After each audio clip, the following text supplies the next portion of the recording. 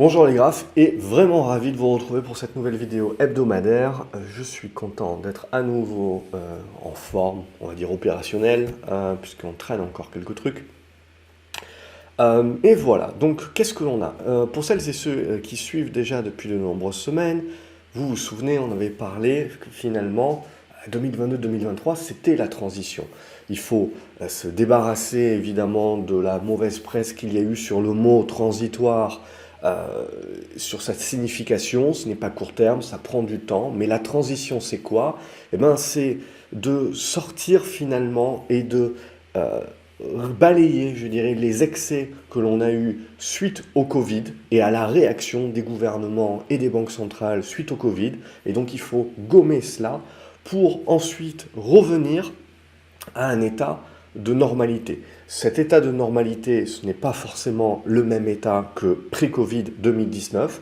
On aura, certes, on a de la désinflation, l'inflation baisse, mais on restera probablement à des niveaux d'inflation plus élevés que ce qu'on a connu ces dernières années. Certes, l'ensemble des matières premières sont en train de baisser, mais on restera probablement à des niveaux plus élevés que ce qu'on a connu sur la dernière décennie. Donc voilà, c'est comprendre un petit peu que le monde de demain, c'est un petit peu le même monde qu'hier, mais peut-être sur une tranche de prix un petit peu supérieure. Il faut également comprendre que euh, la désinflation est surtout due au prix de l'énergie.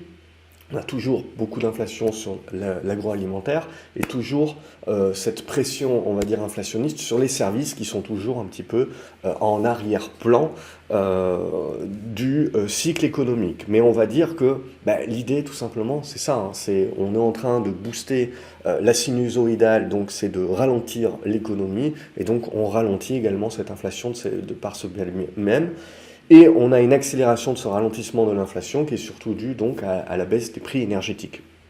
C'est-à-dire qu'il suffira qu'il y ait un petit rebond des prix énergétiques pour X raisons, une poutinade ou que sais-je, pour que on s'offusque plus tard de se dire ah, l'inflation a bien baissé, mais maintenant on voit elle ne rebaisse pas au niveau d'objectif des 2%, blablabla, et on remettra 100 balles dans le jukebox à ce niveau-là. Ce qu'il faut bien comprendre, c'est que à ce stade-là, de toute manière, on en avait déjà parlé, le marché a acquis et accepté que, en gros, même si les banques centrales continuent de monter les taux un petit peu, l'essentiel est déjà passé. Donc, les hausses de taux qui peuvent rester éventuellement sont marginales et on le voit, c'est ce que on en avait parlé en février et c'est ce que finalement le marché a validé et a fini par pricer. Et là, on voit, on part en mode un petit peu orgie où on joue un petit peu tout.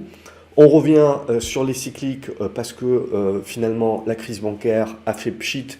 C'était une crise de liquidité. Je pense que j'ai suffisamment expliqué le point et les différences entre justement les crises bancaires type subprime et crise bancaire de type crise de liquidité actuellement. Les problématiques viendront comme c'est en train de bien sortir maintenant et de bien faire consensus, probablement un petit peu plus de l'immobilier. Ne pas oublier que l'immobilier a quand même une connotation dans les pays occidentaux et une part dans le PIB qui est aux alentours de entre 20 et 30%, donc c'est pas rien si on impacte ces éléments-là. Mais voilà, ces éléments-là, si vous voulez, pour l'instant, on les balaye, c'est-à-dire que le marché est dans la thématique du pivot de la Fed, on y est globalement, c'est-à-dire que maintenant l'erreur que vont faire les banques centrales, c'est pas de continuer de monter les taux, elles vont les monter mais de manière très marginale ou peut-être plus du tout, mais ce qui va faire la différence, c'est qu'elles vont les maintenir à ces niveaux élevés, c'est-à-dire que on va quand même, et comme l'inflation est en train de baisser, c'est là où le comble, si vous voulez, c'était que toute l'année dernière, les banques centrales ont monté les taux, mais ces taux-là restaient inférieurs à l'inflation. Et donc, quelque part, on était dans des politiques qui étaient restrictives, mais pas si restrictives que cela, parce qu'on avait bien compris, et pour moi c'était ça qu'il fallait bien comprendre, qu'on n'était pas de la même façon que les années 70 dans un combat contre une inflation persistante, mais une inflation qui était due à nos réactions sur le Covid, donc sur un épisode éphémère. C'était pas quelque chose de structurel, c'est ça que je veux dire. Ça le deviendra peut-être, mais plus tard, mais pour l'instant ça ne l'est pas. Et surtout, donc, ce qu'il faut bien comprendre, c'est que au niveau de notre endettement, on n'est pas dans la même situation que les années 70. On a la majorité des pays occidentaux qui sont endettés, et cocorico, la France fait partie de ces pays qui sont endettés au-delà de 100% du PIB. Alors, il y a l'inflation qui vient un petit peu rogner. Il y a le ralentissement économique qui n'est pas si important que ça, donc ça veut dire qu'on va pouvoir jouer un petit peu avec le ratio sur dette et expliquer que la dette finalement par rapport au PIB a un petit peu baissé dernièrement, mais bon, voilà, on joue un petit peu, l'inflation vient rogner un petit bout, donc on comprend bien également que pour les États, finalement, euh, ralentir l'économie pour ralentir l'inflation, oui, mais pas trop quand même, parce que un petit peu d'inflation à 3-4% pendant 5-6 ans, ça va être quand même plutôt pas mal pour gérer les problématiques de dette sans pour autant serrer la ceinture et faire des réformes. Quand on voit un petit peu ce qui se passe dès qu'on fait une petite réformette, on comprend bien que ça va être très compliqué et que ça ne sera que par l'astreinte finalement dans quelques années éventuellement, si les taux restent hauts et que donc on n'est pas capable de réduire les dépenses, et donc à ce moment-là, on aura très certainement des restrictions beaucoup plus dures de la zone euro, du FMI éventuellement, pour nous pousser à faire les réformes. Cette fois-ci, on verra que le 49.3, c'est pas si grave que ça. On peut être poussé à faire beaucoup plus de choses et pas que des simples réformettes. Donc, ça, on verra. Il y a peut-être encore une bonne décennie avant qu'on y soit poussé.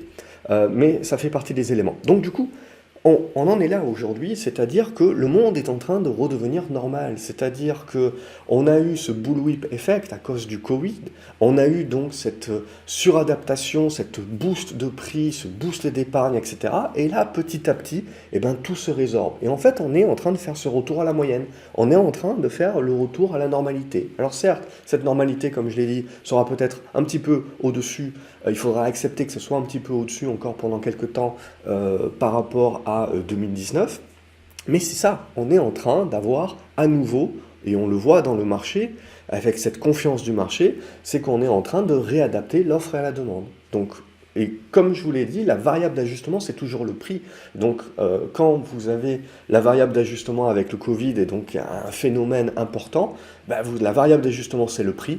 Et puis, petit à petit, tout se résorbe et on revient à une stabilisation et un alignement de l'offre et la demande, et donc à une stabilisation des prix.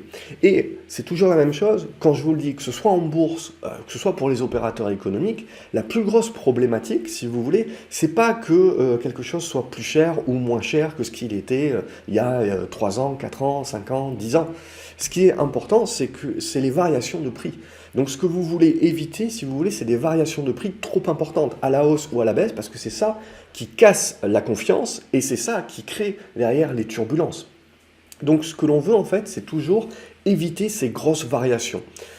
Et vous l'avez vu, typiquement la crise bancaire, c'est ça, c'est du bank run, donc c'est une forte variation à un moment donné dans les dépôts et pouf, toutes ces banques, si vous voulez, auraient très certainement survécu si les retraits des dépôts avaient été lissés dans le temps. Elles auraient pu faire face. Ce qui ne permet pas de faire face, si vous voulez, c'est les réactions intempestives et très rapides. C'est toujours ça qui crée le problème dans le marché. Et que ce soit dans l'économie, c'est partout pareil.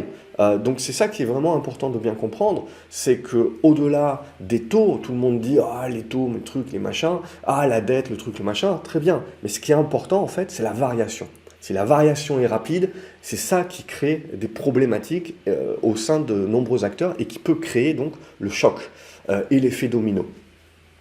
Donc, on en revient toujours au même point, c'est-à-dire que quand on regarde nos taux, ils vont nous dire un petit peu. Parce que pour l'instant, on est en train de jouer un petit peu le meilleur des mondes possibles, c'est-à-dire que le ralentissement économique, il est là, mais il n'est pas si important, ou en tout cas, ça va encore prendre quelques mois avant que notre consommateur commence à tirer un petit peu la langue. Donc nos entreprises, elles ont pu monter leurs prix, elles continuent d'avoir des grosses marges, on a les résultats qui vont arriver le premier trimestre, il y a fort à parier que ces résultats-là continueront d'être dans le sens de ce qu'on a vécu ces derniers mois, c'est-à-dire globalement finalement une résilience, de bons résultats, mais la question va se poser maintenant, est-ce que ces résultats, est-ce qu'on a mangé notre pain blanc, grossièrement, et est-ce que ces résultats seront les meilleurs que l'on puisse avoir? Et si on se projette maintenant sur la fin de l'année, on sait que le consommateur va tirer de plus en plus la langue. Il reste encore à savoir dans quelle proportion et pendant combien de temps. Ça, c'est la variable d'ajustement. Mais du coup, on sait très bien qu'à un moment donné, si vous voulez, nos profits de nos sociétés, pour la majorité d'entre elles, si le consommateur commence à tirer la langue, elles aussi, elles vont commencer à tirer la langue et à un moment donné, plus personne va avoir les capacités financières de pouvoir accepter de payer des hausses de prix. Et c'est là que l'on recherche des alternatives et c'est là que l'économie va reprendre ses droits. Parce que jusqu'à présent, on était dans la correction des excès du quoi qu'il en coûte qui a été fait pour la réaction au Covid. Là, maintenant, on revient dans des cycles économiques. Et ça va être d'autant plus intéressant que l'on revient dans des cycles économiques dans un moment où les banques centrales et les gouvernements ne peuvent plus vraiment intervenir. C'est-à-dire, parce que si elles interviennent, il y a le risque de rebooster un petit peu trop la machine et donc de relancer l'inflation, et c'est trop jeune, c'est trop tôt. Si elles n'interviennent pas, il y a le risque que le ralentissement économique devienne une récession et soit plus durable et potentiellement finisse par devenir une dépression. N'oubliez jamais que le mot déflation peut revenir sur le devant de la scène plus vite que vous ne le croyez. Ça serait le comble après avoir parlé de l'inflation, de l'hyperinflation, etc. pendant une année. Mais il ne faut pas l'omettre. On peut avoir un épisode déflationniste qui ne va pas durer très longtemps parce que les banques centrales vont y réagir très rapidement et là les outils sont bien connus. Mais c'est ça qu'il faut bien comprendre également, c'est qu'on est dans une régularisation. Et cette régularisation, c'est transitoire pour revenir à un état normal et ça prend du temps. C'est de l'économie, ça prend du temps. Et ça va prendre d'autant plus de temps que là, on est en train de régulariser également avec les agissements des banques centrales, mais là, on est en train de... Le pivot, en fait, c'est pas que les banques centrales, du jour au lendemain, rebaissent les taux. Le vrai pivot, en fait, c'est juste qu'on arrive dans un statu quo. Et donc là, on va vivre, maintenant, on va commencer à vivre une période sur les marchés, et jusqu'à la fin de l'année, très certainement, de statu quo, où finalement, notre inflation a baissé, et donc nos taux se retrouvent à des niveaux plus élevés maintenant, ou au niveau de l'inflation. Et donc, en fait, on est dans des conditions financières beaucoup plus restrictives maintenant que l'inflation est plus basse et que les taux sont sur les mêmes niveaux qu'il y a 6 mois, 1 an, où les taux étaient en train de monter et on se disait « oh là là là », mais l'inflation était plus élevée que les taux. Donc, on était encore dans du taux réel négatif, donc encore dans des conditions accommodantes. Donc, on rentre là, maintenant, au moment où on se dit « tiens, la crise est finie, on en sort, etc. » C'est là où est le comble, si vous voulez, c'est que les restrictions financières, en fait, vont devenir les plus importantes maintenant, alors que l'inflation est en train de baisser. Donc, du coup, c'est là où le marché, petit à petit, va se dire inflation, taux, ça nous a bien occupé pendant 2 ans, mais maintenant, on va se concentrer, mon consommateur. Il se dégrade, oui. Alors, en premier lieu, je peux me dire, bon, il se dégrade pas tant que ça, donc je suis content, je continue d'acheter, etc. Mais petit à petit, on va commencer à avoir à nouveau peur que le consommateur se dégrade un petit peu trop. On va commencer à avoir peur que la Chine, éventuellement, redémarre, réouvre, oui, mais à un moment donné, je vous le donne en mille, on va s'inquiéter et se dire, c'est pas assez. Parce que eux, ils sont pas en train d'injecter des milliards dans le système pour booster le truc. Donc, à un moment donné ou à un autre, si vous voulez, on va revenir à la normalité qui était avant la Chine. C'était, oulala, la Chine, la croissance continue d'être là, mais d'année en année, ça baisse. Donc, ils ont des problèmes internes, etc. Et on va y revenir. Donc, c'est toujours la même chose, si vous voulez, sur le marché. C'est juste une question de timing sur, à un moment donné, sur quoi on va à nouveau se concentrer. Et à un moment donné, le marché va se reconcentrer sur, ah, ok, tout a été super résilient, mais bon, maintenant, je m'inquiète parce que ça ne va plus l'être, ou plus l'être autant, que ce soit la Chine, que ce soit mes résultats d'entreprise, que ce soit mon consommateur. C'est qu'une question de, ok, quand est-ce que le marché va commencer à regarder sur ce point? Et le truc, c'est qu'il faut bien comprendre que le marché, si vous voulez, il ne se met pas à regarder ce point du jour au lendemain. C'est quelque chose qui est graduel et qui se fait petit à petit. On le voit bien dans ce qui se passe sur les indices. On voit, en gros, quand on est revenu, on a acheté pas mal les cycliques, on a joué le rebond sur les cycliques, on achète de la tech, mais on achète aussi des valeurs défensives. Donc, on joue un petit peu tout. on est dans l'œil du cyclone, si vous voulez, et on joue un petit peu tout. Et on se prépare à, si on sort de l'œil du cyclone, est-ce qu'on sort pour finalement une reprise de la croissance économique, c'est-à-dire qu'on a connu la crise, etc. Finalement, c'était pas si profond que ça, et certes, on va être dans une croissance molle, mais c'est une croissance qui se maintient. Ou est-ce qu'on rentre dans la tempête et là on se dit mon consommateur commence vraiment à en avoir ras la casquette, ça y est maintenant il ne peut plus acheter tout ce qui a été inflaté par les entreprises parce qu'il n'a plus cette impression de richesse, etc. Donc mes résultats d'entreprise commencent à tirer la langue, etc. Donc je me projette et je me dis récession, pendant combien de temps et par quelle proportion. Et là, je commence à repricer, revaloriser mes entreprises en fonction de ça. Et là, éventuellement, je me dis, tiens, acheter de l'obligataire maintenant, pas pour le taux, c'est pour la progression. Si on va vers de la récession, c'est pour la progression de la plus-value éventuelle, donc c'est-à-dire de la remontée du prix des obligations, versus les actions. Donc voilà, et on va être là, et c'est ça le pivot. C'est ça le pivot, et il faut le temps que tout ça se mette en place. Et là, actuellement, le marché joue le meilleur des mondes possible, donc on en est là. Et c'est tributairement, regardez ce qui se passe sur les taux, c'est là où c'est intéressant, c'est on a joué la peur, on bloque sur la résistance, je veux dire, il n'y a même pas besoin de regarder les news, vous regardez le graphique, vous en savez suffisamment. Et je dirais même que c'est mieux parce que ça vous évite de vous faire balader éventuellement par les différentes news, économistes, analystes et compagnie. Là, tout ce qu'on est en train de nous dire, là, les taux, ils ont la réponse. Tant que vous restez là-dedans, là, c'est un ventre mou. Et ce ventre mou, c'est idéal pour le marché, parce qu'on a concaténé la volatilité, donc il n'y a pas de peur. Si vous faites des trucs comme ça, si vous faites des trucs comme ça, là, il y a beaucoup de volatilité, donc le marché également, la confiance n'est pas nécessairement là. Si on réduit la volatilité, il y a suffisamment de confiance, on est dans l'œil du cyclone, ça permet au marché de continuer de jouer. Jouer un petit peu tout, mais il joue. Maintenant, c'est là où ça devient intéressant. Si vous cassez ici par le bas, on va rejouer un coup de flûte en mode les prix des matières premières remontent, donc l'inflation n'est pas vaincue, l'inflation reste à des niveaux plus élevés que ce que l'on croit, donc oh mon Dieu, mes banques centrales vont continuer d'augmenter les taux. Le narratif restera, oui, mais elles ne peuvent pas les monter tant que ça parce qu'il y a de la dette, du truc, du machin, mais voilà, ça peut revenir comme ça. Vous recassez ici par le haut, toute la question sera comment on casse. Mais on recasse ici par le haut, ça veut dire qu'on joue de plus en plus le ralentissement économique. Et si vous recassez en mode exponentiel, là vous jouez la crainte qu'on a cassé un autre truc dans le système. Ce ne sera pas les bancaires, voilà, l'immobilier, beaucoup de personnes en parlent, mais voilà, on casse un truc un petit peu grave qui a un impact économique. L'immobilier c'est pas mal parce que ça pèse 25-30%, donc ça fait bien peur. Mais voilà, donc tout l'intérêt maintenant c'est de savoir dans quel sens on sort. C'est pour jouer la prochaine vague, et avec quelle volatilité. Et comme je vous ai dit en début de vidéo, la volatilité qui sera importante, parce que ce qui fait peur au marché, ce qui fera peur au marché, c'est justement ce regain de volatilité-là. Sinon, tant que vous êtes dans l'œil du cyclone, finalement, c'est les conditions où tout est connu. Et donc, comme tout est connu, finalement, il n'y a pas de bonne, il n'y a pas de mauvaise nouvelle. C'est comme les stats qui sont sortis cet après-midi. Je veux dire, on a continué. L'inflation est en train de baisser, mais ça ne baisse pas non plus super fort. C'est suffisant. Mais derrière, mon consommateur, il commence à tirer la langue. Sa confiance commence à baisser.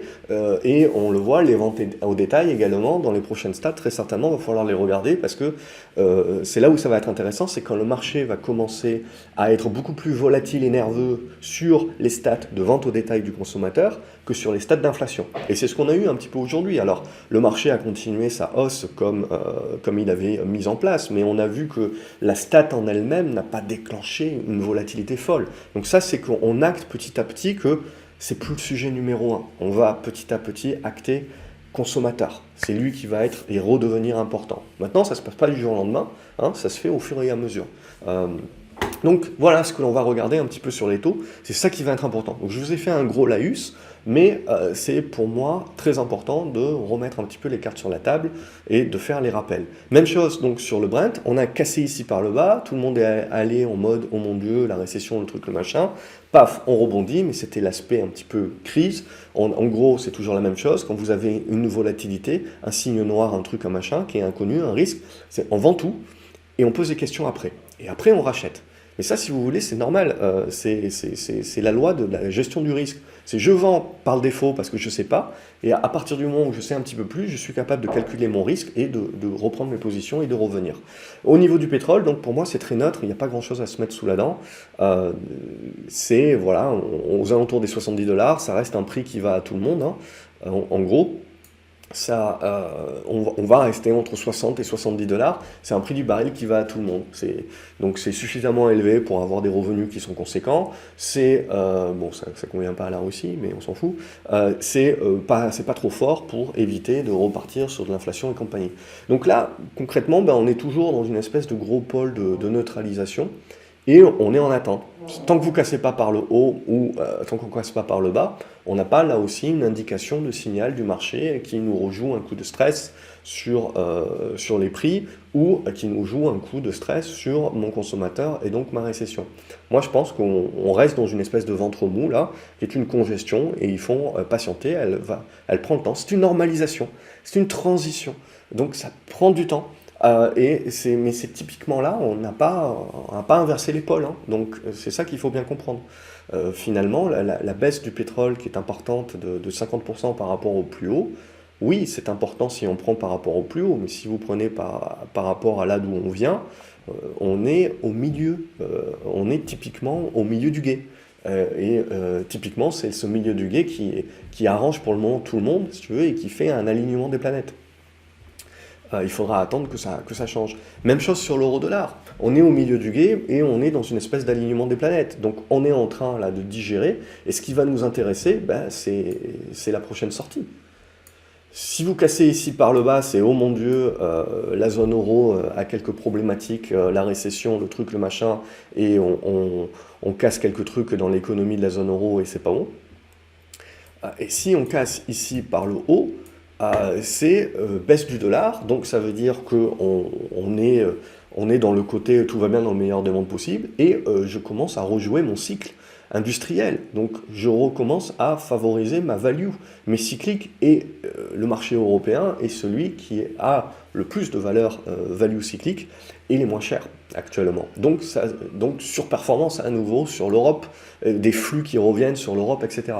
On a vu avec la crise bancaire, etc., ils se sont retirés assez rapidement, mais ils reviennent également assez rapidement. Donc voilà, là aussi, on le voit sur l'euro-dollar, on est au milieu du gué et on est en attente. Et suivant comment on va casser dans un sens ou dans l'autre, eh ben c'est le pivot qu'on pourra jouer de la prochaine vague sur le suite de l'année 2023. Si on regarde l'or et l'argent, c'est la même idée, c'est oh mon Dieu, on va tous mourir, donc pourvu que j'ai de l'or, donc c'est le refuge. Et là maintenant, vous le voyez, on est dans cet œil du cyclone où on a l'impression, quand on regarde les actions, que tout va bien globalement, mais l'or reste également sur des niveaux assez hauts, et on est en train de congestionner. Donc on ne s'est pas recassé la gueule en mode tout va bien dans le meilleur des mondes possible. Donc on voit qu'il y a encore beaucoup de liquidités dans le marché et on est dans la capacité de jouer un petit peu tout. Je suis capable d'aller acheter des valeurs tech parce que je joue la reprise du cycle, la baisse des taux, tout ce que vous voulez, mais je suis également prudent, c'est-à-dire que je suis capable d'avoir des valeurs défensives, et on l'a vu, je suis revenu chercher de la bouffe, je suis revenu chercher des utilities, donc tout ce qui est énergie et compagnie, et des télécoms, et je garde mon or. J'ai un petit peu d'or, d'argent, et je vais garder ça. Donc on voit les portefeuilles très diversifiés, hein, en attendant qu'on ait le pivot. On est en attente. Et sur l'argent, c'est la même chose. On continue de monter en mode ligne droite. On va certainement venir buter vers cette zone des 24,50 $ et les brouettes pour faire une petite conso. Mais voilà, graphiquement parlant, on est en train d'acter le retournement. Alors il y aura certainement de la volatilité, une épaule tête-épaule inversée éventuelle qui se construira. Ça peut prendre encore du temps, etc. Mais voilà, on est bel et bien dans ces retournements-là. Donc ça, voilà, ça c'est important. Ensuite, ce que l'on va avoir sur le Nasdaq, pas le composite, je vais prendre le Nasdaq 100, c'est typiquement ici la sortie par le haut, le petit pullback qu'on a eu cette semaine, et là on monte en ligne droite. L'objectif qui semble le plus achevable, c'est les 13 200, donc il y a une petite zone de gap, etc. Peut-être que là, on se décidera de prendre un petit peu du retour de souffle, mais dorénavant, les 12 880, 900, on va arrondir, à 12 007 deviennent support. C'est-à-dire que tout retour sur ce niveau-là est à considérer comme pullback et comme achat pour jouer la prochaine vague. 13 002 à 13 005, 13 006, ça reste l'objectif. Je ne pense pas qu'on va y aller en ligne droite, c'est pas impossible, mais ça serait un gros accès, il faudrait se faire attention au retour de bâton. Mais voilà, certainement des phases de repli et de construction vers la zone des 12 007, 12 008 qui devient support. Ce n'est qu'en repassant sous ces 12 007 et a fortiori, je dirais, en refermant ce gap-là des 12 006, que là, on se dirait, bon, ben, on est reparti pour une phase un petit peu où on souffle et de consolidation. Mais sinon, on le voit, le marché était très revenu sur les grosses, le flight to quality, etc. On voit que la confiance est revenue progressivement, mais à partir du milieu de la semaine, le marché s'est remis à jouer un petit peu les titres plus spéculatifs, c'est-à-dire les dossiers moins qualitatifs. Et on fait des gros rattrapages là-dessus, donc il y a quand même des liquidités, il y a quand même des volumes, et on joue. On joue pleinement, et on verra plus tard. Donc voilà ce qui m'intéresse, les niveaux qui m'intéressent. Si on regarde au niveau du CAC 40, on retrouve le même aspect, mais là ce qui est intéressant, on retrouve bien la surperformance des valeurs tech par rapport aux valeurs du CAC 40, donc qui avaient battu de l'aile à cause des valeurs bancaires et compagnie. Mais voilà un petit peu, même chose. Donc là, on fait le rattrapage. Ce qui a été le plus important cette semaine, c'est la cassure des 7150. Et à partir de ce moment-là, on est monté en ligne droite. On est revenu chercher cet ancien oblique support qui joue un petit rôle de résistance. On est venu refermer le gap hier, mais si on regarde en horaire, le gap était à 7330, donc on l'a fermé aujourd'hui. On n'est pas à l'abri, je ne sais pas si cette oblique sera importante ou pas. On fait une petite mèche haute dessus, mais à confirmer la semaine prochaine. On n'est pas à l'abri de venir chercher les anciens plus hauts à 7004 qui... Dans tous les cas, je veux dire que ce soit maintenant ou à 7004, il faut s'attendre à un petit peu une reprise de souffle. On a quand même laissé des gaps, et notamment ce gap-là aux alentours des 7002. Donc on peut revenir le fermer, mais tant qu'on va rester au-dessus de cette zone 7150, 7002, ça reste très positif. Il faudra revenir en dessous de ça pour se remettre en mode on se remet en mode conso, et là on commence à bien valider sur le marché, qu'on commence à avoir des plafonds de verre, et en gros qu'on construit des espèces de gros ranges assez larges, mais on aura l'occasion d'en reparler. Donc au-dessus des 7150, 7002, pour moi je resterai positif. Pas à l'abri, je pense, de venir souffler. Alors on peut aller chercher jusqu'à 7420, mais après, alors, on peut partir en ligne droite, hein, c'est toujours possible bien entendu, mais pour moi ça serait vraiment la mise en place de l'excès, et en gros ça serait la dernière jambe haussière. Ça serait qu'on est en train de valider la dernière jambe haussière. Donc je préfère, si on veut que ça dure un petit peu plus longtemps, ça serait préférable de souffler un petit peu, venir chercher les supports 7150, 7002, les tenir et relancer à ce moment-là, et voir si on est capable de breaker ensuite et d'avoir un truc qui peut encore durer. Là, on peut continuer de monter en ligne droite, hein, le Nasdaq aussi peut continuer de monter en ligne droite, mais là, ça veut dire en gros qu'on est avec un objectif d'aller chercher les objectifs haussiers, et ça veut dire qu'après, il va falloir faire attention au retour de bâton, et que ça risque d'être un petit peu plus dur. Quand le marché comme ça monte en ligne droite et avec cette impression bille en tête qu'il veut aller chercher un objectif, je pars du principe que c'est très souvent en fait qu'on est en train d'épuiser la tendance, et après que ça va devenir beaucoup plus compliqué. Donc à voir, à confirmer, mais voilà un petit peu les éléments que je regarde également sur le CAC 40. Voilà pour cette première vidéo. Comme d'habitude, n'hésitez pas à la liker, à la partager sur les réseaux sociaux également, si vous pensez que ça peut aider d'autres investisseurs à y voir un petit peu plus clair. Et je vous donne rendez-vous pour la seconde vidéo, la partie analyse action, à laquelle je vais m'atteler tout de suite. En attendant, je vous souhaite un excellent week-end, et je vous dis à lundi sur graphcobourse.fr pour les nouvelles chroniques quotidiennes également que je fais au fur et à mesure des journées pour décrypter à chaud les journées et les tendances. Salut les graphes et bon week-end.